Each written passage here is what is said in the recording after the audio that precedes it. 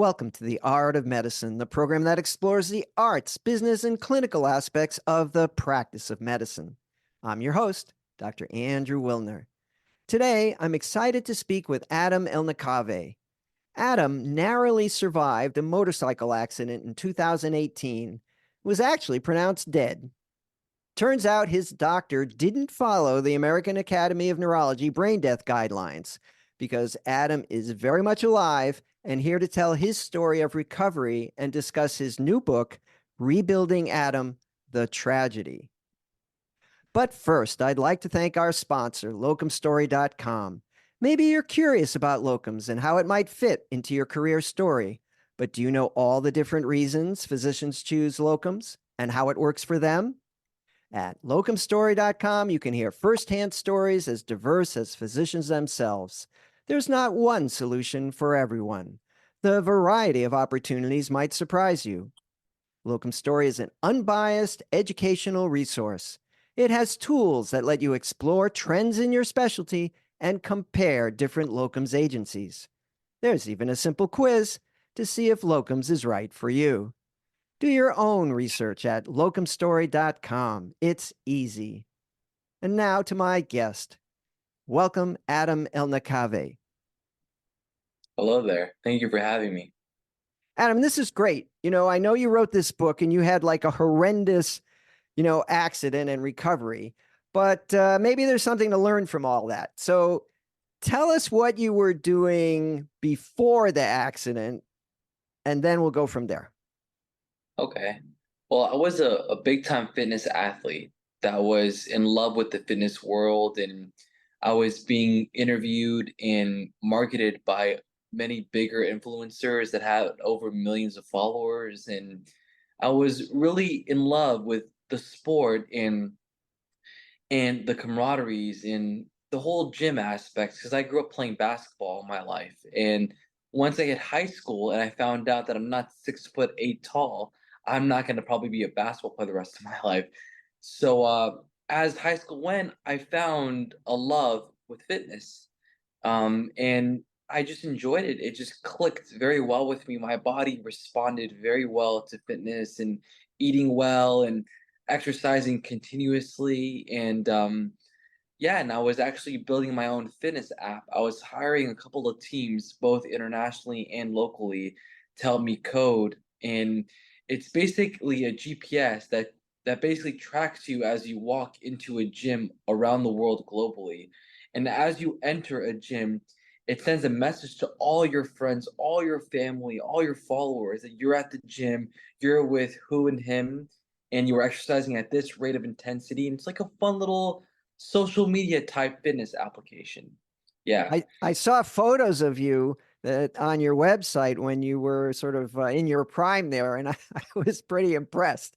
It's Thank you. definitely a high level of fitness. So Thank everything's great. You're expanding. You've got this app in progress. You're helping others to join the fitness world and share it. And then what happened? So, after college, my best friend from high school wanted to celebrate and make a trip with me, just him and I. And I suggested we go to Thailand because my dad owns this shoe company, as you see behind me, and his manufacturers are in Guangzhou, China. Now, Thailand is about 4 hours or so airplane ride down from Guangzhou down south. And I went there one time with my dad, actually a couple of times. And I always told my friends in high school, "Oh my gosh, it's so fun. We got to go one day. All of us will show you the best places, the best beaches, the best food, yada yada." So my friend Renee said to me, "Let's go to Thailand, man. Let's before we embark on our futures." And my fitness application that I was inventing was set to release in 2 weeks before my Thailand trip. So we ended up going to Thailand, and it was a great time. Him and I, just best buds from high school, having a good time in Thailand, enjoying the sceneries and the beaches, and it was an amazing time. I was scuba diving in Thailand about a year ago, and it Oh, is it is an exotic destination. So beautiful. there are a lot of motorbikes in Thailand. Is that how you were getting around? So we first went to Bangkok, of course, the capital. And we started noticing a lot of people on motorcycles, on mopeds, and we saw that was the way, that was the ideal way of getting around town. And then we flew down to Phuket, the little island down. I'm sure you're a bit maybe familiar with it. Um, and then we saw more people on motorcycles. And one day, about 3 nights into our vacation, I told my friend, I said, this is a beautiful island. We should get a couple of motorcycles and be like a local and going around the entire island, check things out, see all the deserted places, look at the busy places, experience it all. He said, okay, sure, but I don't know how to use motorcycles very well. I'm not like you. And me, I had a couple of motorcycles back in college, so I kind of had more experience. I said to him, you know what? It's easy. I'll teach you. Let's just do it. So we had a couple of motorcycles. We rented out 2 motorcycles. He took one, I took one. We went around the island. It was great. We had a great time. We got lunch in like a deserted beach, and we jumped in the ocean. The water is so warm in Thailand. It's like 80 degrees. It's amazing. So as we're walking back, all wet, drenched, to our motorcycles, wearing just our bathing suits, no t-shirts, no nothing. We get on our bikes, and I see more local passengers driving past us with no helmets. And I'm sure you being in Thailand yourself, you saw and witnessed that many, many, many locals, even people that are tourists out there, don't necessarily use a helmet often. So me being 28 years old, with my best friend, with my first time ever being international with a friend of mine, let alone family, um, with no supervision, I said to him, "Let's do this without let's mimic the locals. Let's not wear helmets." He goes, "Adam, are you sure?" I'm like, "Yeah, we'll be fine. Let's just we'll be good. We'll be fine." So we get on our bikes. We start driving with no helmets, like everyone else. Soon we get pulled over by 2 motorcycle cops Hmm. for not wearing helmets. They give us tickets for not wearing helmets. $12, 12, $13, or 14. Because the Thai currency is very cheap compared to the US dollar currency. So we pay for it, and it really frustrated me because the trip was going so well, and I felt so um, I was the host of the trip because he's never been outside of the US and I've been to Thailand. So I kind of felt like I had to give him the acquired host view of Thailand. And this was our first issues that we landed. So we get back on our motorcycles after paying the fine. And then I see 5 more people driving past us with no helmets again. And then another light went off in my head. I look at my friend, I go, dude, you see this? Nobody wears helmets here. Let's get back on our bikes, no helmets again. He goes, Adam, are you sure? I go, dude, we're fine. Those 2 cops, there's not going to be any more other ones. We're fine. We get back on the bikes. We start driving again. Then Renee, he pulls over and looks at me and goes, I feel like something's wrong with my bike. There's some issues with the braking. I don't really remember. There was some type of issue with this bike. And then I said to him, I said, dude, you don't really know how to drive bikes. I'll take over. You don't know what you're doing. So let me give you my bike. I'll use yours. I drive his bike and I find that there's no issues. I don't have any issues initially. So we start continuing to drive. I'm driving, with some confidence, some overconfidence you know, in my abilities. I start speeding. Then Renee drives up to me and sees me after 5 minutes being very far ahead of him. He sees me laying on the ground. He sees my bike had fallen. We don't know if I slipped, if the motorcycle had issues, if I crashed. There's no cameras in Thailand.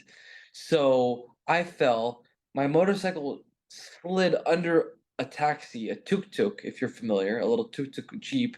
Um, my helmet that I was supposed to be wearing popped out of my trunk that I was holding it in, and he saw me laying in a pool of blood. I had cracked open my skull against the floor. Motorcycle oil shot up my brain, poisoning a part of it. My friend ran up to me, sees me on the floor, sees a piece of my skull, sees my brain. He tells my mom on the phone. He digs for my pockets, gets my mom's phone, and calls her. And then I fell into a coma of 10 days, had to have a piece of my brain removed because of because of the severity of the oils being shot in there. Um, I damaged the right lateral hemisphere of my brain, so it affected my left side. So my entire left side went became paralyzed. My shoulder socket fell out of my shoulder. My leg was unimaginably gone, and I only had the functions of the right side of my body, essentially. Yeah. So you remember switching bikes. You remember Yes, that. And then I do. what's the next thing you remember after switching bikes? Do you remember the ambulance coming or waking up in the hospital or I, when was the next time that you actually remember anything? I have a very brief image of us standing in line paying our tickets for the motorcycles. Then the very next was 3.5 months later Wow. in my recovery. I was going to a hospital for neuro damaged persons that you sleep in, that do everything for you, that give you housing, our beds. This is all in my book. It's really interesting.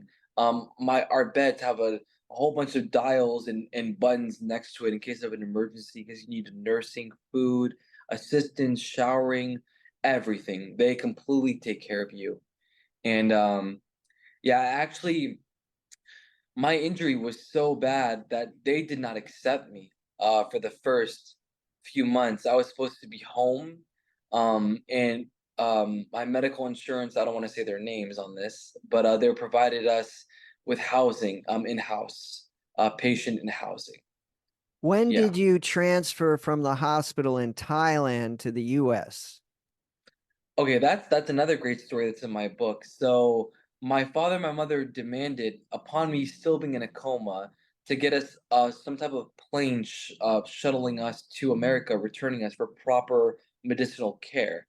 So the medical insurance company, I don't want to say their name, they sent an airplane to us. And the airplane was very mediocre. I'm talking like propeller airplane that had to make 7 stops to return us from Thailand to America, as in Alaska, Russia, like all these listed countries in my book.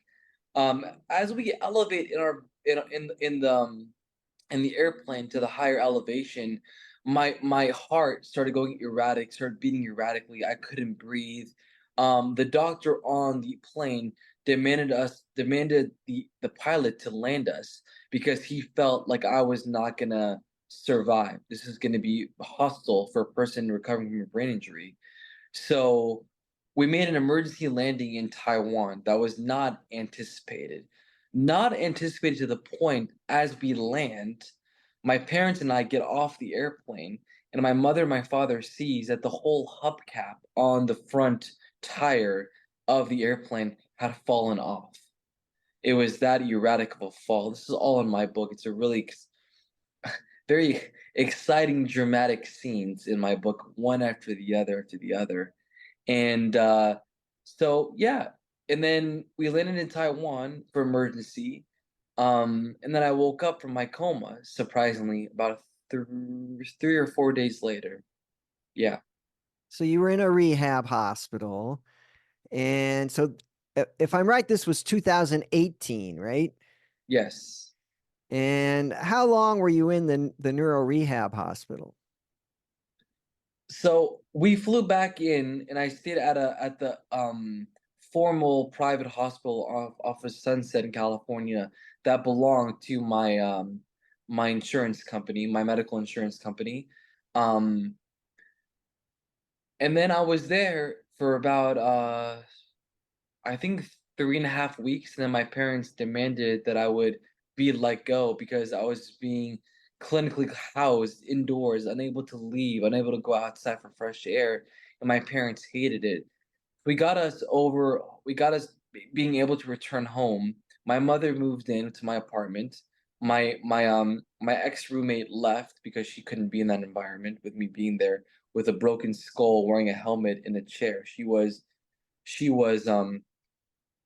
she was clinically surprised. She was very surprised and unable to even habitate herself to even witness all this, because I was this big fitness star, this big brother to her, 6'2" I am, and she's like 5'6", and then I come home in a with a broken skull in a wheelchair, so she had to leave.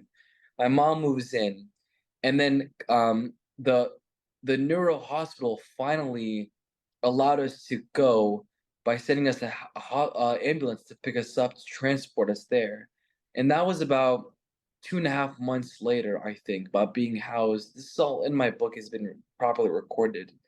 But yeah, they bring us into the hospital, and then I was there for 3 weeks, and then I was let go. One of the things I wanted to get at in your journey was, of course, your experience, but as a physician myself, I'm interested in how could the system work better for you. And it sounds like what was really key was having your parents as advocates. I mean, if they weren't there for you, you might still be in Thailand, right?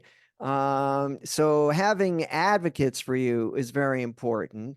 And then, the insurance company, that's always a battle to be in the right place.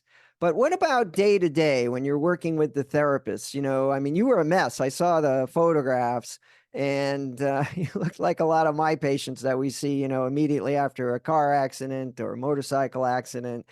And, we don't know what the outcome is going to be 6 months or a year later. And of course, we do everything that we can on the spot. But then there's this long recovery kind of period with rehab and cognitive rehab and things you can't do. And the patients, of course, are very frustrated. Before they were on top of the world, regular person going to work, family. Now they can't even eat by themselves. So, what kept you going during that prolonged rehab time?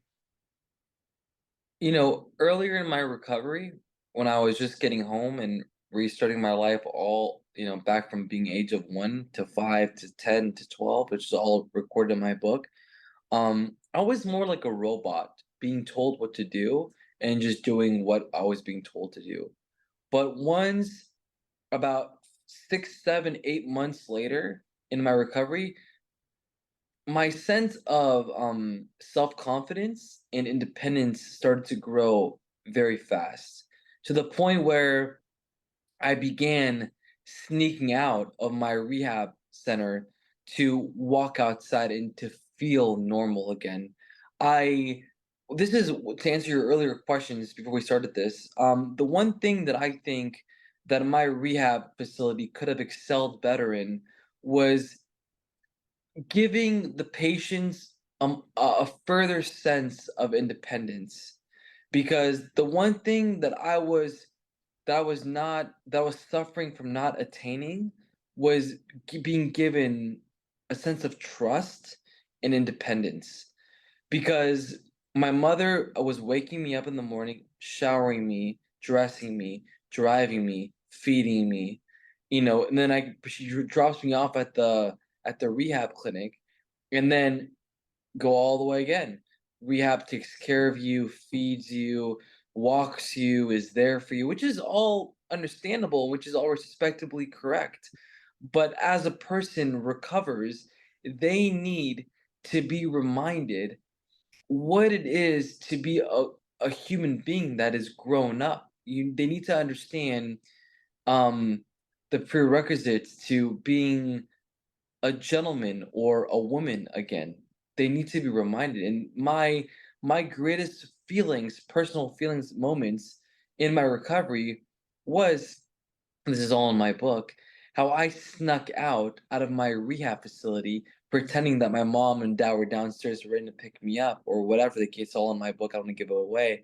Um, Go downstairs and taking a fresh breath of air outside, and then that soon dominoed effect to walking, getting lunch somewhere by myself. And then that dominoed to ordering an Uber ride to pick me up and take me to a near park and being out there and just being walking. And then all the drama happened. My mom and the rehab facility found that I was running away. And that was a whole other fun, dramatic scene in my book.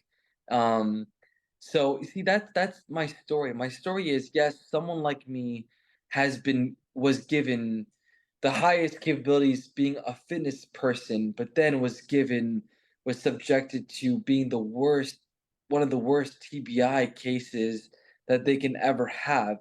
But then the story is quickly climbed to what a person can do to excel their level of a recovery. And that's how my book goes to what I think is the best thing for a person that is recovering to do. And that now is swimming and tennis is the best things that I did tennis yesterday. I'm gonna go swimming today.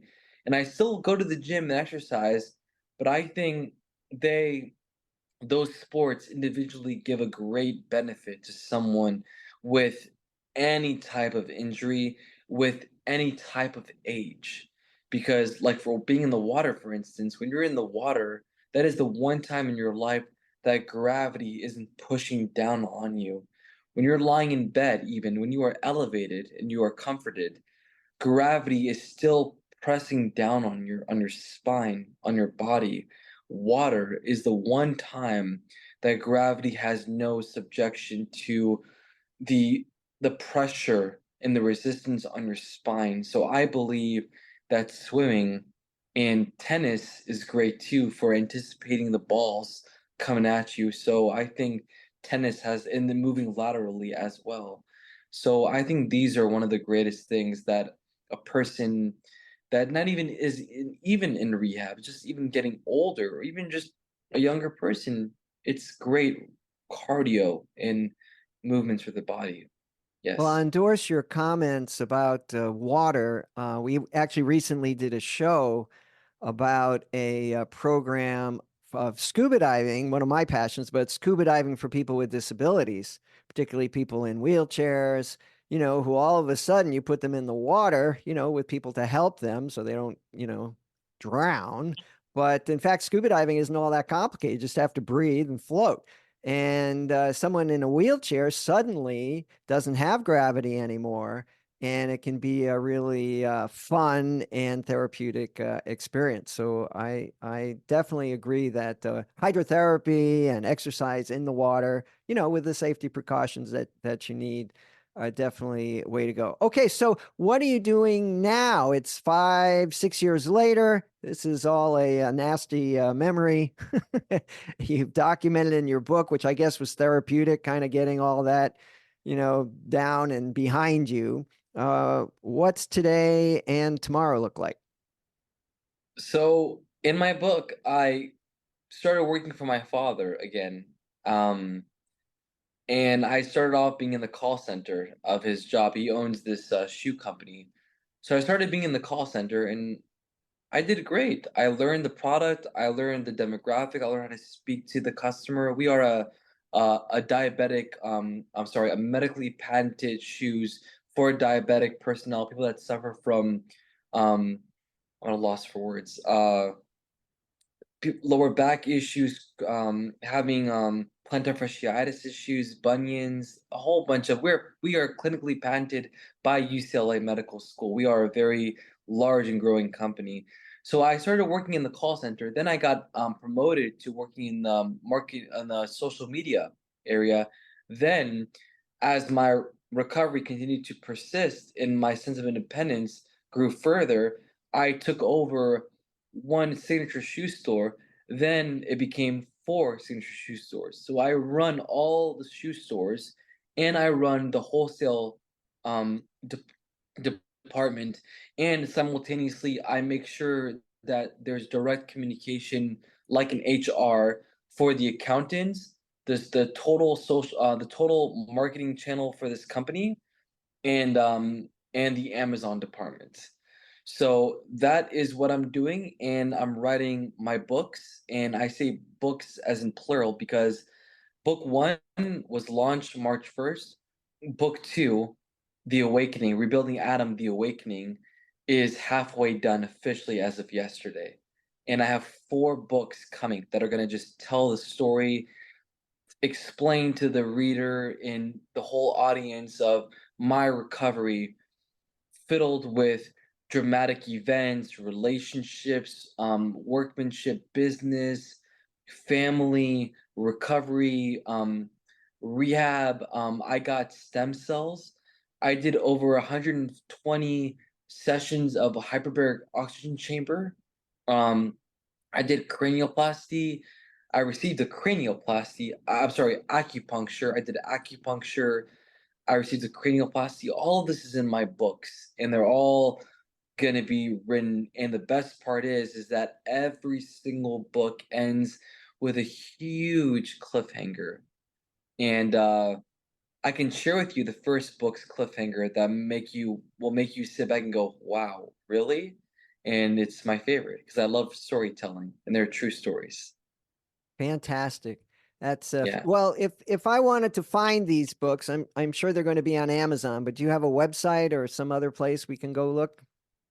Yeah, absolutely. My website, my personal website is called strive2defy.com.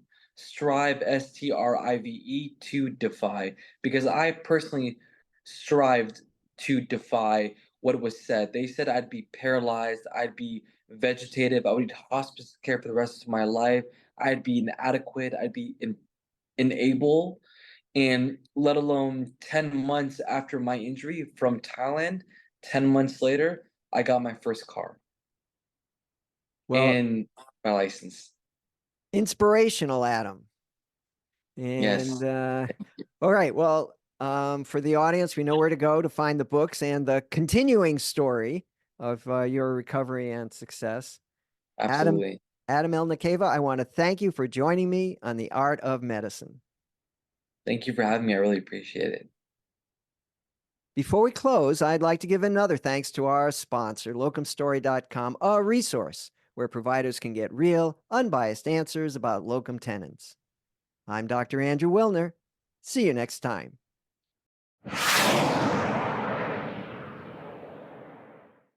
This program is hosted, edited, and produced by Andrew Wilner, MD, FACP, FAAN.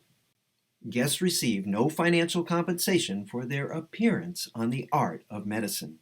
Andrew Wilner, MD, is Associate Professor of Neurology at the University of Tennessee Health Science Center, Memphis, Tennessee. Views, thoughts, and opinions expressed on this program belong solely to Dr. Wilner and his guests and not necessarily to their employers, organizations, or other group or individual. While this program intends to be informative, it is meant for entertainment purposes only. The Art of Medicine does not offer professional financial, legal, or medical advice. Dr. Wilner and his guests assume no responsibility or liability for any damages, financial or otherwise, that arise in connection with consuming this program's content. Thanks for watching. For more episodes of The Art of Medicine, please subscribe. www.andrewwilner.com